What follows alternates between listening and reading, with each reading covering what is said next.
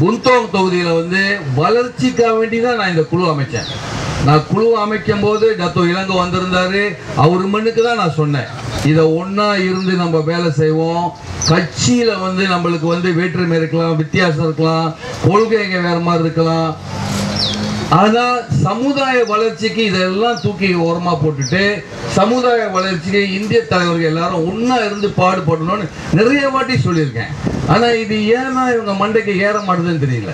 மறுபடியும் அசிங்கமான ஸ்டேட்மெண்ட் விட்டுக்கிட்டு சண்டைக்கு கூப்பிட்டுக்கிட்டு வரக்கூடாது, நுழையக்கூடாது, போகக்கூடாதுன்றாங்க. ஒரு உதாரணமாக ஒரு கேள்வி கேட்குறேன். 100 வருஷத்துக்கு மேலே இந்த இடம் இருக்கு. எத்தனையோ வருஷம் இந்த டத்தோ ராஜு வந்து இந்த பேராக் மாநிலத்தில் தலைவராக இருந்திருக்காரு, மாநில தலைவராக இருந்திருக்காரு. அப்புறம் என்னென்னமோ இருந்திருக்காரு, அடு எக்ஸ்கோவா இருந்திருக்காரு, அடுனா இருந்திருக்காரு. இவ்வளவு நாள் இருந்தாரு. இந்த இடத்த பார்த்துருப்பாரா? எத்தனை வாட்டி இந்த இடத்துக்கு வந்திருப்பாரு? இந்த இடத்துல என்ன நடக்குதுன்னு தெரியுமா? இந்த இடம் எப்படி இருந்துச்சுன்னு தெரியுமா? இன்னைக்கு நான் அவருக்கு ஒரு சவால் விடுறேன், வந்து பார்க்கட்டும். வந்து பார்த்து இங்கே நின்று ஒரு படம் பிடிச்சி போட்டோம்.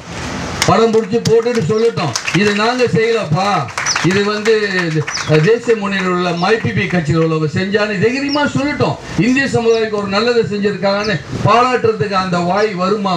அந்த நல்ல எண்ணம் வருமா? வராது. அதனால நான் வந்து இன்னைக்கு மைக்கில் வந்து இன்னைக்கு இது டாப்பிக்கில் இது நான் பேச வேண்டியதில்லை. இருந்தாலும் பத்திரிகையில் இந்த செய்தியெல்லாம் வந்திருக்கனால, அதுவும் நான் புந்தோங்க வந்திருக்கனால சொல்லியே ஆகணும். சமுதாயத்தில் இந்திய சமுதாயத்துக்கு உழைக்கிறவங்க தேசிய முன்னணியில் எந்த கட்சியாக இருந்தாலும் உழைக்கிற கட்சிக்கு தடுங்கல் சொல்ல வேணாம். வேலை செய்கிறவங்கள தடுத்து நிறுத்த வேணாம். அவங்களால செய்ய முடியல, ஒதுங்கி நிற்க வேண்டியதான். செய்கிறவங்கள தடுக்க வேணாம். இதுதான் என்னோட இது. ரத்தோஸ்ரீ பழனியை கேமராலேருந்து தூக்கிட்டு கட்சியில் இல்லை, அவர் வந்து இந்த கேமரா சீட்டு வந்து எங்கள் சீட்டு இல்லை, இது வந்து இண்டிபெண்டன்ட் சீட்னு சொல்லிட்டு யாருமே அங்கே இறங்கி வேலை செய்யலை. ஆனால் 2 வருஷமா நான் இறங்கி வேலை செஞ்சுட்டு வரேன். இப்போ திடீர்னு தேர்தல் வந்தோடனே நீ போகக்கூடாது, நான் போகக்கூடாதுன்னு ஒரு கண்டிஷன். அவங்களும் இறங்கி வேலை செய்ய மாட்டாங்க, மற்றவங்களையும் இறங்கி வேலை செய்ய மாட்டாங்க. அதே மாதிரி தான் புந்தோங் தொகுதியில் இந்தியர்கள் அப்படியே புறக்கணிக்கப்பட்டது.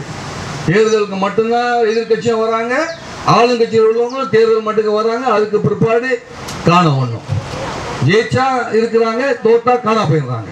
அதனால புந்தோங் வளர்ச்சிக்காக வேண்டி இது என்னோட ஐடியா, இது என்னோட திட்டம். நான் இங்கே மாநில தலைவராக இருந்தேன், இப்போ அவங்க மாநில தலைவராக இருக்காரு. ஆனால் புந்தோங் வந்து ஒரு இடமா எடுத்துனாங்க.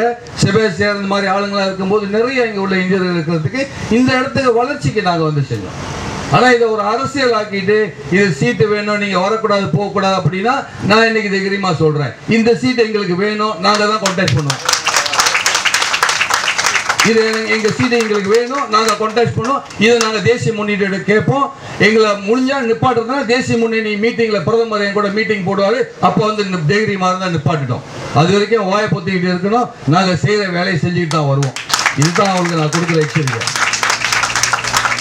அதே மாதிரி தான் கேமரா சீட் நான் தான் நிற்பேன். தைரியம் இருந்தால் தேசிய முன்னணி மீட்டிங்கில் வந்து பேசி அவங்க வந்து பார்க்கட்டும், இந்த சீட்டை வந்து என்கிட்ட எடுக்க முடியுமா முடியாதான்ட்டு. போட்டியை வந்து நாங்கள் தைரியமாக நின்று பேசணும். சும்மா ஒளிஞ்சி மறுவா நின்றுக்கிட்டு ஸ்டேட்மெண்ட் விட்டு காணா போகிறதெல்லாம் இல்லை. நேராக வந்து நின்றுக்கு பேசணும். அந்த தைரியம் எங்களுக்கெல்லாம் இல்லை.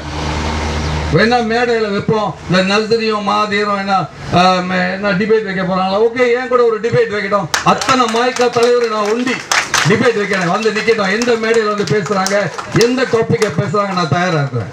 அப்படி இல்லைன்னா பேசாமல் விட்டுட்டு வேலை செய்கிறவங்கள வேலை செய்ய விடணும், சமுதாயத்துக்கு உழைக்கிறவங்கள உழைக்க விடணும். அப்படி உண்மையிலே சமுதாயத்து மேல அக்கறை இருந்தாக்க கூட இருந்து ஒத்துழைச்சு கொண்டு வேலை செய்யணும். நாங்க எப்பவுமே எதிரியா பார்த்தது கிடையாது.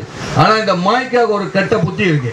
மற்ற இந்திய சமுதாயம் அத்தனமும், மற்ற இந்திய சமுதாயத்தில் அத்தனை கட்சியும், நிறைய கட்சி இருக்கு. மக்கள் சக்தி, IPF, MIUP, இவங்க எல்லாருமே இவங்களுக்கு எதிரி. இவங்க ஆனா இந்திய சமுதாயத்துக்கு இவங்க தான் பிரதனையா, இந்திய சமுதாயம் இவங்க பாக்குறாங்களா? ஆனா இந்திய சமுதாயம் உள்ள அத்தனை கட்சி இவங்களுக்கு எதிரி. அப்படின்னாக்க 80% இந்திய சமுதாயத்தில் உள்ளவங்க இவங்களுக்கு எதிரி. எப்படி இவங்க இந்திய சமுதாயத்துக்கு எதுவும் செய்ய முடியும்? இப்போ உள்ள சூழ்நிலையில் இவங்க கட்சி 5 பிரிஞ்சிருக்கு.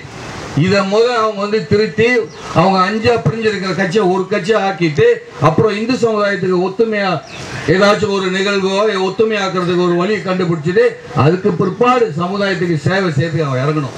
இல்லாட்டினா சேவை செய்யற இந்திய தலைவர்களை தடுக்க கூடாது. இதுதான் நான் சொல்றது.